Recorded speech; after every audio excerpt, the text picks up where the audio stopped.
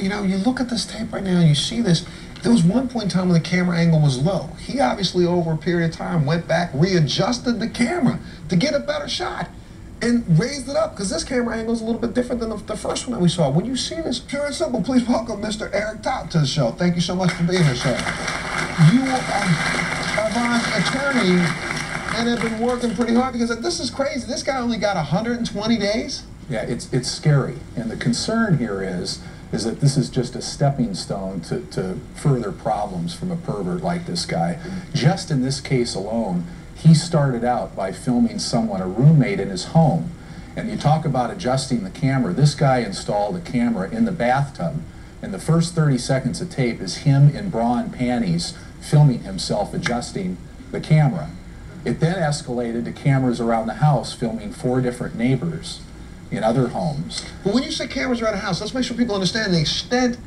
All the stuff is available at Radio Shack and various other stores around the country. This guy went out, bought little cameras, climbed up in people's trees, put the camera in there permanently, ran the wire, hit it, dug a trench all the way back to his garage, 2 houses away, right? Right, built boxes, wooden boxes to put the cameras in to hoist them up into trees and on the playhouse.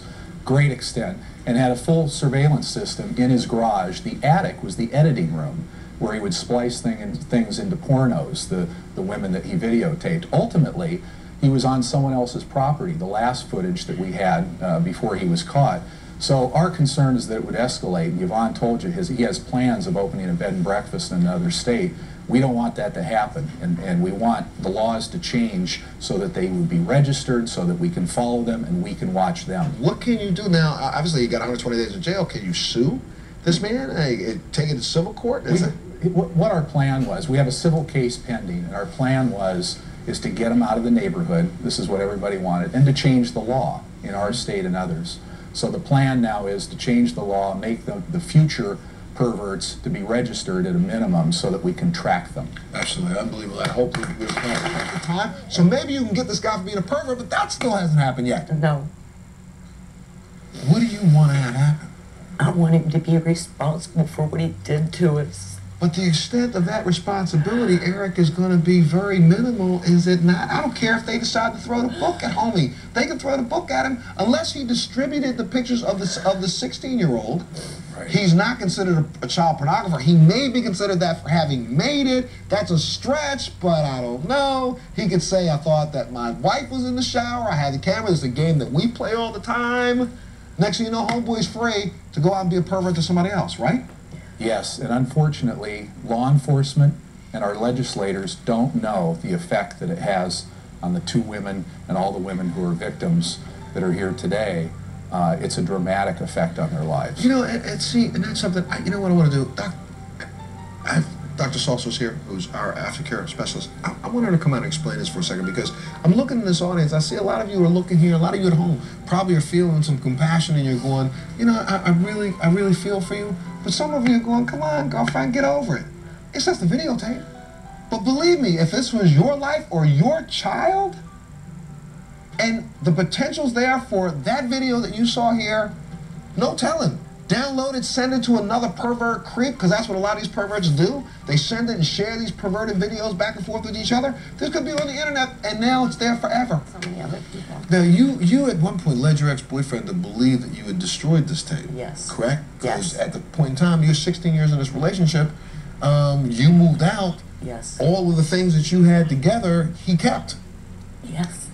So, in an attempt to convince him, watch this is crazy, to make sure he split your marital home, yes, and assets, you said to him, okay, I'll get rid of the tape, just give me what I'm due.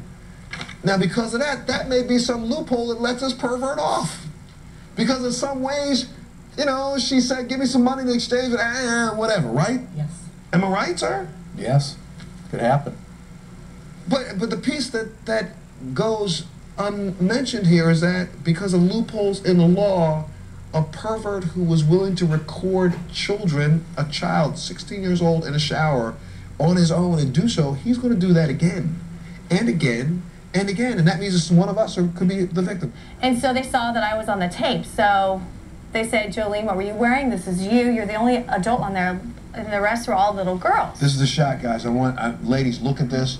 because this is the shot that can be played on the internet all over America. Guys walk up behind you with a video camera, stick that camera right down below your skirt, take a 5-6 second clip, put it up. This pervert was at this festival doing this to 3-year-old little girls. You're at a public festival, meaning that the children are at a public event.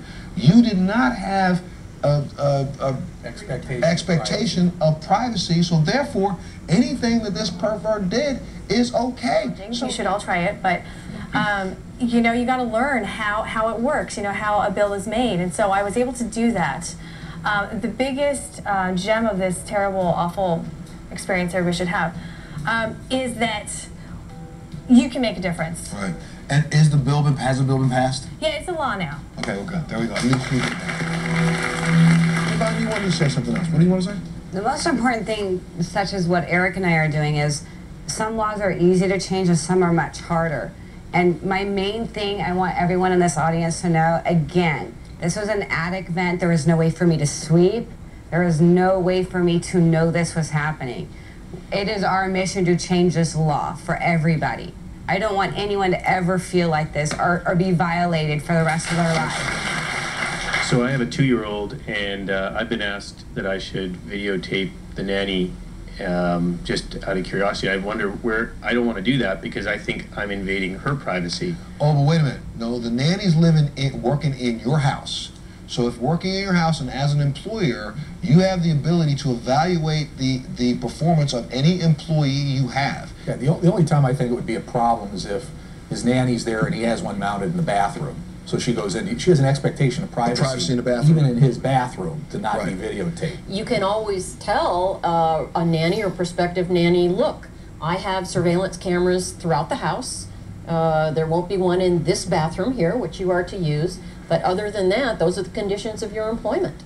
Are we in a place right now where, let's say, if I decided in my own home, if I put up a whole bunch of cameras on the outside of it, and I'm just watching what goes on outside, am I putting myself up to possible lawsuit because I see somebody across the street, or somebody's calling me a pervert because I'm just doing surveillance around my home? Well, if the camera, if surveilling your own property is going into somebody else's window in their home, I think it's incumbent upon you to fix it so that it is not in someone else's home. Because I want to make sure that a lot of people who are watching the show thinking, well, I want to keep an eye on the back of my house. I'll put a camera up that has my entire backyard, but you don't even know in the corner of that backyard, that's the window to somebody's bedroom, and now all of a sudden you're busted for being a pervert. You wanted to say something about the laws that you're changing. Yes, you guys can all help laws be made by emailing. Just email your legislators, talk about it with a lot of people, raise it up, and email. They count them, and that's how my law was passed, because we talked about it. And you know what? You just said it. That's how my law was passed. Right. So many people don't think that you can make a difference individually. Jolene, you just proved us all wrong.